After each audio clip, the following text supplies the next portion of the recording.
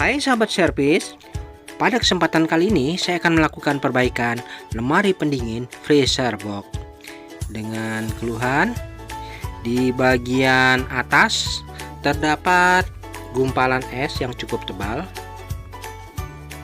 Nah, seperti ini. Namun di bagian bawah tidak terbentuk sama sekali ya saljunya. Sehingga freezer box ini tergolong kurang dingin. Di bagian bawah nampak tidak bisa membeku. Jadi seperti ini permasalahannya. Saljunya hanya terbentuk di bagian atas saja. Baik, selanjutnya kita akan lakukan pengecekan. Saya balik dulu ya unit freezer box ini. Di bagian belakang kita bisa lihat dulu untuk spesifikasinya. Freezer box ini modelnya yaitu MD20A, yaitu kapasitas 200 liter. Untuk arusnya di 1,4 ampere menggunakan refrigerant R134A. Baik, sudah jelas datanya kita peroleh. Lanjut kita menuju ke bagian dapur pacunya. Untuk pengecekan saya buka dulu di bagian kap penutup ruang mesin ini. Ada beberapa skrup yang harus saya buka terlebih dahulu.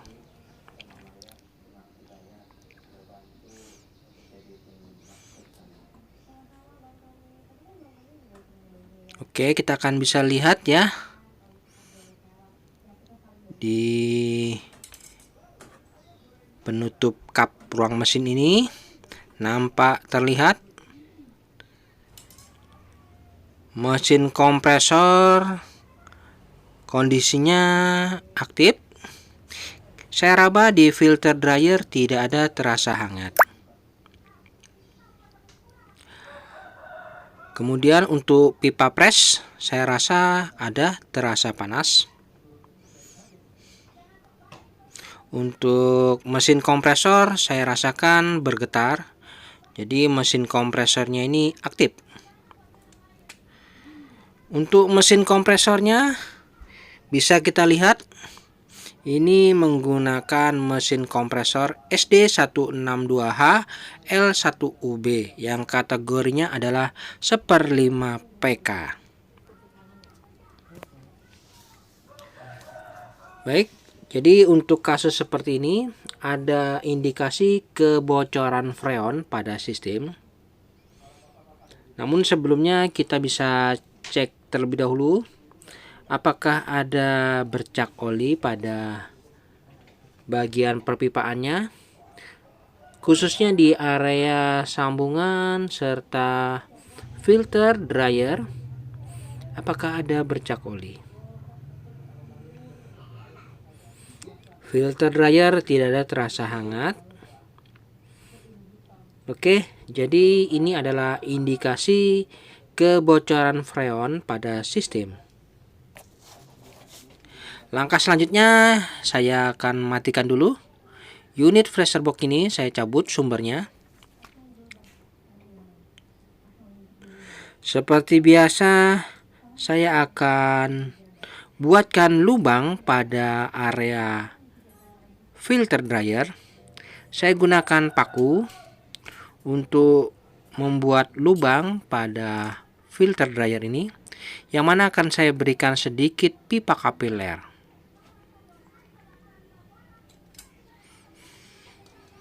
Oke, saya akan buatkan lubang terlebih dahulu sambil memastikan apakah ada kandungan freon yang cukup pada sistem.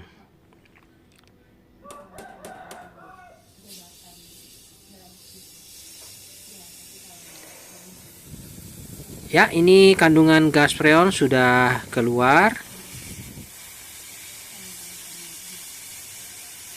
Dan kita biarkan dulu sampai kandungan gas freon ini benar-benar habis. Jadi untuk kandungan gas freonnya memang tidak mencukupi ya. Ada indikasi kebocoran sistem.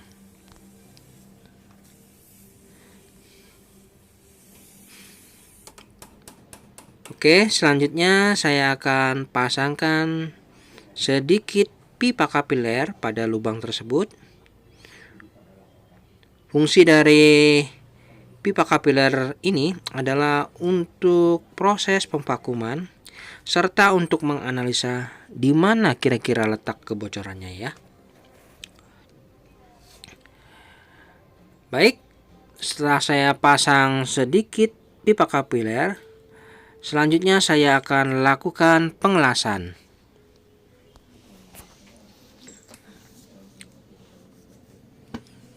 Untuk melakukan proses pengelasan ini, pastikan benar-benar habis kandungan gas freon pada sistem, baru kita boleh melakukan proses pengelasan. Lakukan proses pengelasan ini secara hati-hati ya.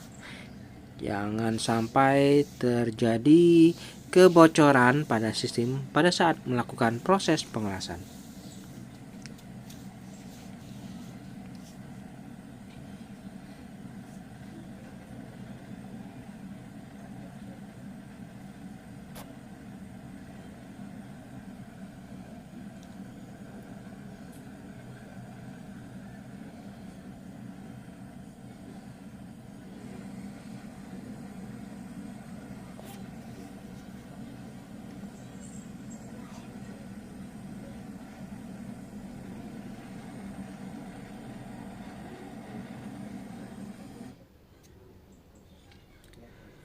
Baik, setelah saya lakukan proses pengelasan, selanjutnya kita diamkan dulu, kita dinginkan ya.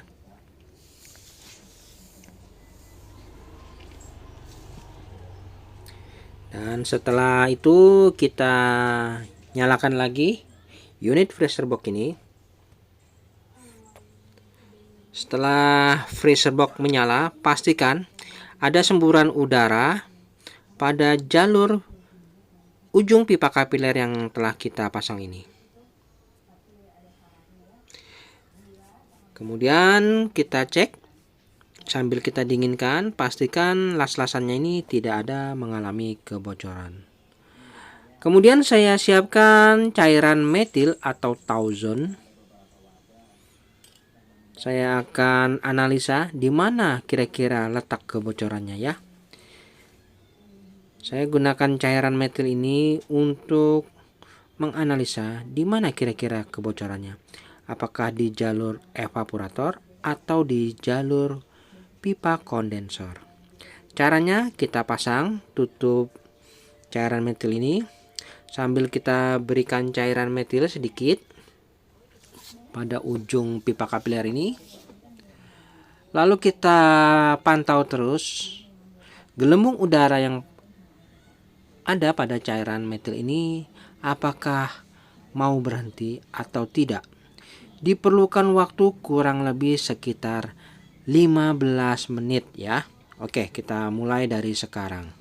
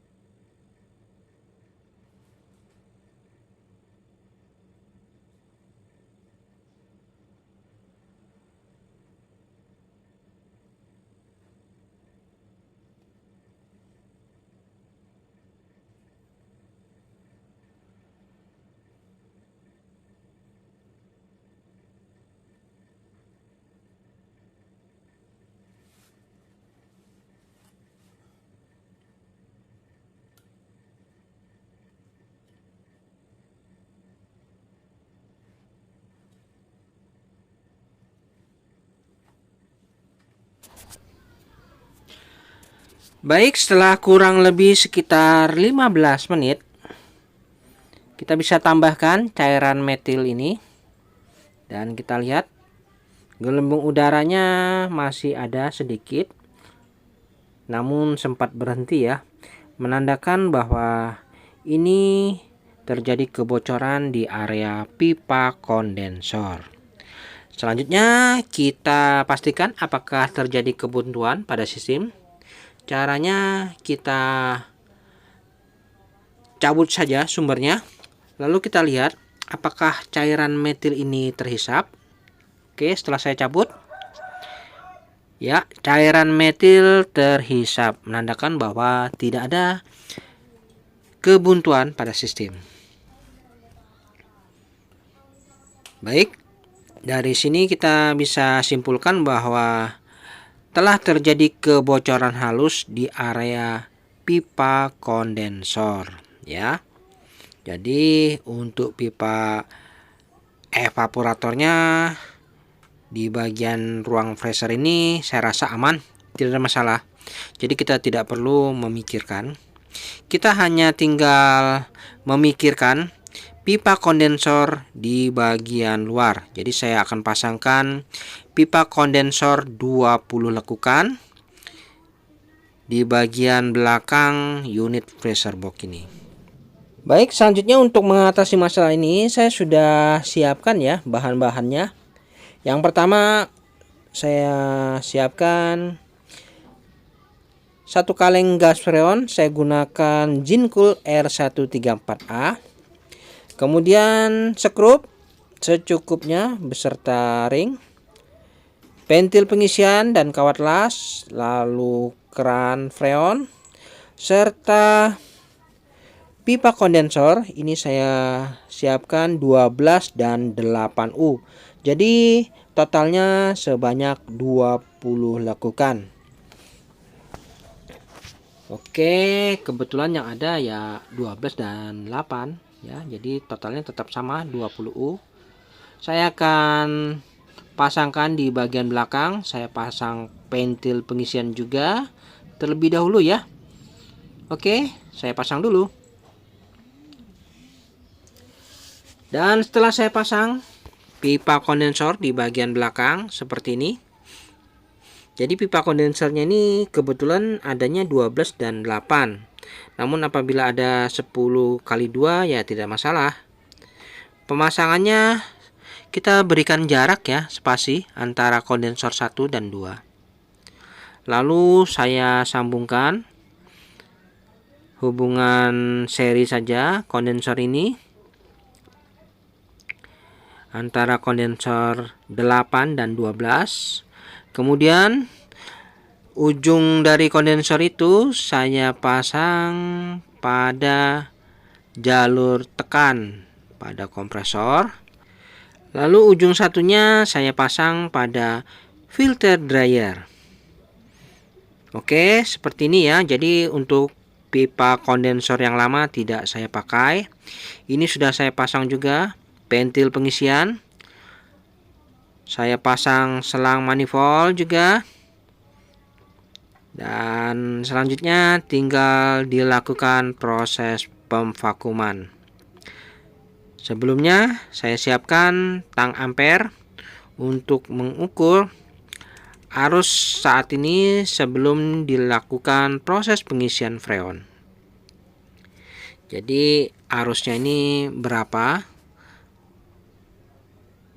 Sebelum dilakukan proses pengisian freon, kita nyalakan dulu. Untuk arusnya saat running di 0,74 ampere. Oke, pastikan ada semburan udara pada jalur pembuangan di pipa kapiler. Kemudian kita tutup keran manifold dan jarum manifold akan turun. Dan saat ini proses pemvakuman berlangsung. Jarum manifold turun hingga mencapai di skala minus 30 PSI. Lalu pastikan udara yang keluar pada jalur pembuangan ini biarkan sampai habis. Ya, biarkan saja. Untuk proses pemvakuman ini diperlukan waktu kurang lebih sekitar 30 menit. Oke, seperti ini ya. Pemasangan pipa kondensor. Kemudian untuk jalur evaporator di ruang freezer tidak ada masalah. Dan kita biarkan dulu ya untuk proses pemvakuman ini kurang lebih 30 menit.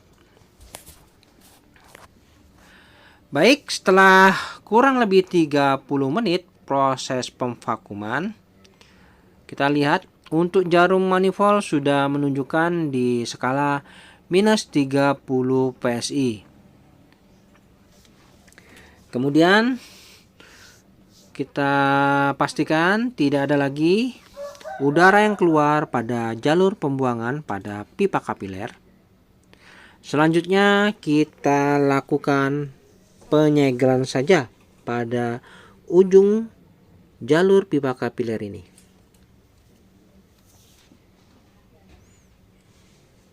Oke, saya akan lakukan pengelasan terlebih dahulu. Jadi posisi ini mesin kompresor tetap running ya. Biarkan saja sambil kita las ujung jalur pembuangan pipa kapiler ini.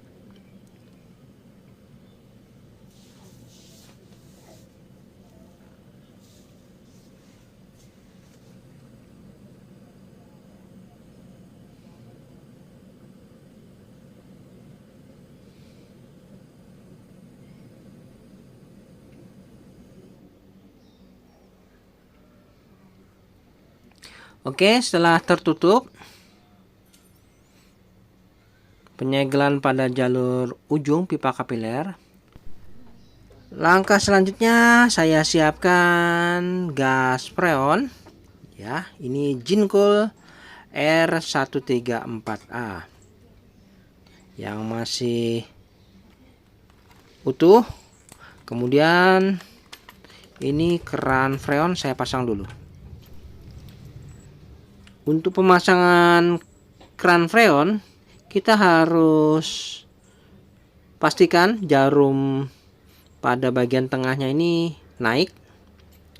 Lalu kita pasang keran freon pada drat kaleng kemasan freon ini.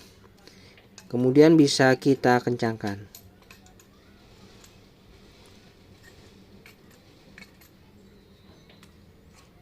Oke, selanjutnya kita bisa kunci. Nah, setelah ini baru kita turunkan ya jarumnya ini agar bisa melubangi kemasan kaleng freon ini. Lalu kita naikkan lagi ya. Gas freon sudah keluar. Selanjutnya kita tutup. Lalu kita pasangkan selang manifold pada keran freon ini. Jangan lupa dikencangkan ya. Jangan sampai ada terjadi kebocoran sedikit pun. Lalu kita buka keran freon. Dan jangan melakukan proses pengisian freon terlebih dahulu sebelum kita buang udara yang terjebak pada selang manifold yang berwarna merah. Oke, kita buang dulu. Selanjutnya setelah itu baru kita kencangkan dan kita bisa melakukan proses pengisian freon pada sistem. Oke, kita isikan freon pada sistem. Untuk proses pengisian ini kita lakukan secara bertahap, sedikit demi sedikit,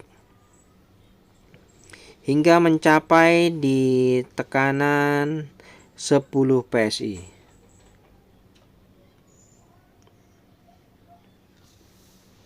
Oke ya, jadi kita tambahkan freon sedikit demi sedikit hingga mencapai di tekanan 10 PSI untuk R134.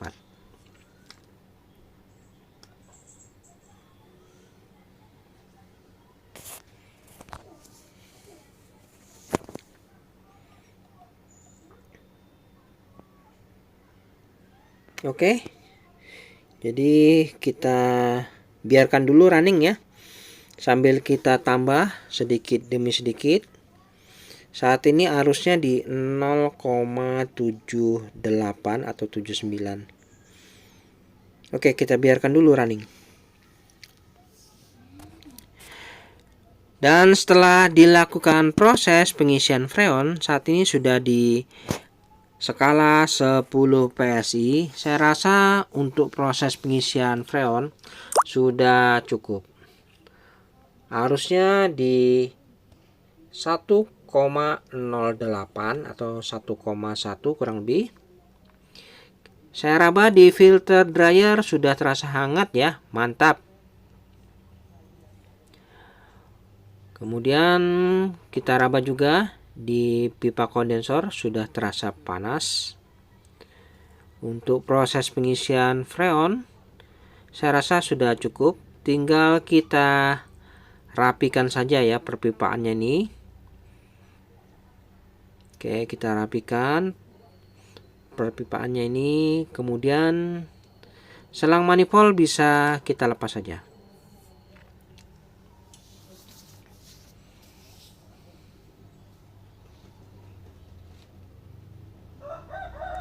Oke. Jadi untuk proses pengisian freon sudah kita lakukan. Lalu kita rapikan perpipaannya ini. Jangan sampai ada yang berbenturan. Oke. Seperti ini, dan kita akan lakukan penutupan saja pada kap ruang mesin ini. Jangan lupa untuk penutup pentil pengisiannya ini dipasang ya. Oke, saya tutup dulu. Dan setelah saya tutup di penutup kap ruang mesin, lalu kita intip dulu bagaimana kondisi saat ini. Untuk proses pembentukan salju di bagian bawah nampak sudah mulai terbentuk. Nah, ini ya.